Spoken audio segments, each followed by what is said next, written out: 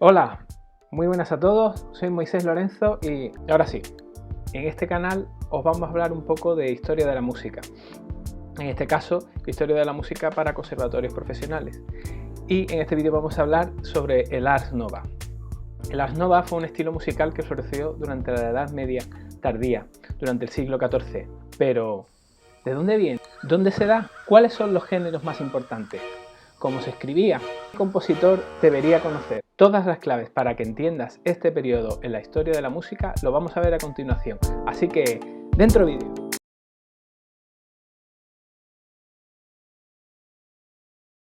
Clave 1. ¿De dónde viene?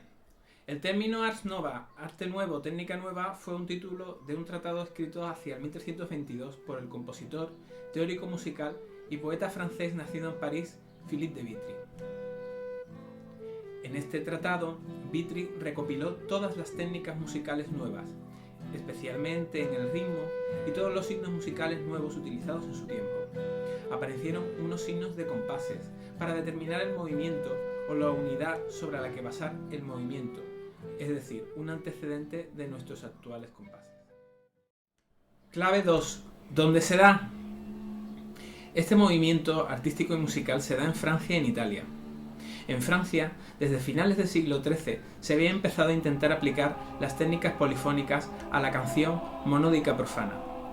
Los compositores del Ars Nova, en el siguiente siglo, conseguirían dar forma definitiva a un modelo de canción profana polifónica que perduraría hasta finales del siglo XV, en pleno Renacimiento ya. La incorporación de la polifonía a esa canción monódica profana supuso un cambio radical en la composición y consumo de estas canciones. En la etapa anterior, la de la canción trovadoresca, los autores de canciones componían texto y música, y en principio eran aficionados de alto nivel, muchas veces aristócratas. Esto era suficiente para componer aquel estilo de canción, pero para componer una canción en forma polifónica era necesario contar con una sólida formación musical. Había que ser músico profesional. El desarrollo de la canción polifónica acabó, pues, con los últimos movimientos trovadorescos. En Italia, durante la primera mitad del siglo XIV, se desarrolla todo un estilo de composición de canciones polifónicas en Italia que se suele denominar con el término trecento italiano. El primer tipo de canción que aparece es el madrigal. También en Italia aparece un nuevo tipo de arte que es el ars subtilior. A finales de ese siglo XIV, en la corte papal de Aviñón y en otras cortes de España e Italia se desarrolló un estilo enormemente complejo de canciones que se conoce como ars subtilior. Esa complejidad se basaba en constantes cambios de ritmo y en el virtuosismo de las melodías y que se le aplicaba a los cantantes. Clave 3. ¿Cuáles son los géneros más importantes? Pues los tipos de canción preferidos por los polifonistas franceses fueron las formas fijas, la balada, el rondó y el virelai, formas que ya hemos visto anteriormente en la canción trovadoresca y estas eran monódicas y ahora son polifónicas. La balada, por ejemplo, adoptó su forma definitiva de 3 estrofas, de 7 u 8 versos con forma par. Recordad que la forma par es la forma A-A-B. Y con el último verso de cada estrofa como si fuera un estribillo. Estas baladas polifónicas eran frecuentemente a 3 voces. Una voz superior, o el cantus, era la melodía principal, y las otras voces podían ser cantadas o interpretadas por instrumentos, y su temática era habitualmente amorosa. El rondó mantuvo una forma AB, AA, AB, AB, normalmente con un solo verso por cada frase musical, con lo que hacía un total de 8 versos, incluidas las posibles repeticiones. Aunque en estas también trataba el tema amoroso, también servía para contenidos morales y denuncias políticas. El virelai fue de las 3 la forma que más tardíamente se hizo polifónica. Su estructura fue siempre la de un conjunto de estrofas con forma bar, que alternaba con un estribillo, que tenía la melodía de la segunda sección de la estrofa. Lo tenéis ahí abajo, A, B, B, A, B, B, A, B, B, A, etc. De entre 6 y 8 versos en el estribillo y 12 a 16 en la estrofa. Por su parte, en Italia, el primer tipo de canción que aparece es el madrigal. El madrigal del Trecento suele tener 2 o 3 estrofas en forma de tercetos más una estrofa final de 1 o 2 versos. La textura es de 2 voces, contiene una tesitura similar. Otra de las formas importantes es el motete isorrítmico. Este motete o forma musical polifónica hace referencia a una técnica de composición musical que sigue un esquema melódico y que repite un ritmo a lo largo de esa pieza. Es decir, la isorritmia consiste en la repetición de un patrón rítmico denominado talea como elemento estructural de la composición que se aplica a un patrón melódico que se llama color. Una vez seleccionada la melodía del tenor, habitualmente gregoriana, que es la que llamamos color, el compositor le aplicaba el patrón rítmico elegido, es decir, las taleas. Habitualmente ese patrón melódico o color era más extenso, es decir, tenía más notas que la talea, que debería repetirse 2 o 3 veces para completar el color.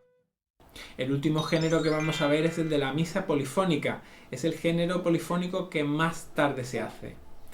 En la misa, como vimos anteriormente, en el canto gregoriano se mantuvieron técnicas improvisatorias que habían dado lugar al organum, es decir, a las primeras piezas polifónicas, aunque todavía se seguía creando música monódica, sobre todo en los cantos del ordinario, como el Kyrie, el Gloria, el Credo, el Sanctus o el Agnus Dei.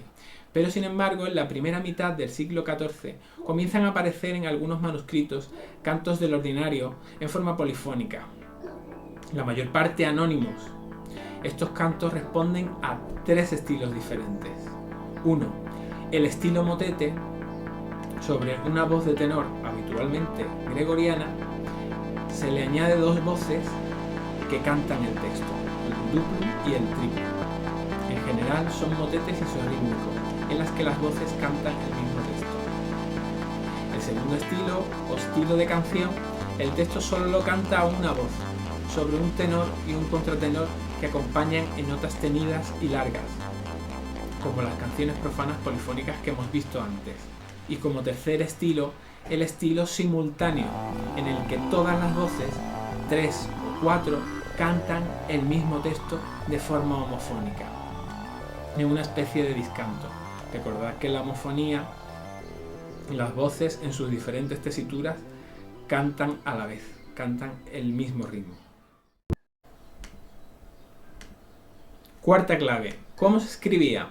A partir de 1320 aparecen innovaciones en la notación musical, como reflejo de este nuevo estilo. Entre estas innovaciones está un nuevo signo para una nueva duración, más breve, la mínima, que puede ser la mitad o un tercio de la semibrevis. También se utiliza el cambio de color, normalmente se pone en rojo para indicar un cambio de proporción o subdivisión, es decir, indica cuando una figura vale 2 o 3 veces la figura inferior. También se comienza a utilizar un punto de prolongación para indicar que la figura anterior se incrementa en la mitad de su valor, es decir, como nuestro actual puntillo. Y se proponen signos que indiquen con claridad la división y subdivisión de las figuras, los antecedentes de las indicaciones de compás. Y clave 5. ¿Qué compositor debería conocer? El principal compositor de canciones polifónicas del siglo XIV fue el francés Guillaume de Machaut. Fue un clérigo, poeta y compositor medieval francés. Su proyección fue enorme, contribuyó al desarrollo del motete y de la canción profana. Las primeras canciones polifónicas de Machaut eran 2 voces, con el canto acompañado por una melodía más grave y notas largas, llamada tenor, que posiblemente se interpretara con un instrumento. Posteriormente compuso canciones a 3 voces, con el canto acompañado por 2 voces de soporte, el tenor, como hemos dicho antes, y un contratenor de similar a este, y la misma tesitura. Esta última forma se convirtió en el modelo para otros compositores de este siglo y el siguiente. Las voces inferiores no llevaban texto y la notación y podían interpretarse instrumentalmente o cantadas sobre melisma. Además, Machaut, también el autor del texto de sus canciones, se ocupó personalmente de la edición de sus obras completas, dirigiendo la elaboración de manuscritos y de toda su producción, que aparecía reunida y clasificada por géneros, ordenada probablemente en orden cronológico. Esto hace que sea el único compositor medieval del que podemos conocer casi la totalidad de su obra en una notación fiable. Su forma de componer influyó en numerosos compositores posteriores. Y hasta aquí el vídeo de hoy. Si te ha gustado, por dándole a like, y si te interesan estos temas de música, suscríbete. Así que nos vemos en el siguiente vídeo. Adiós.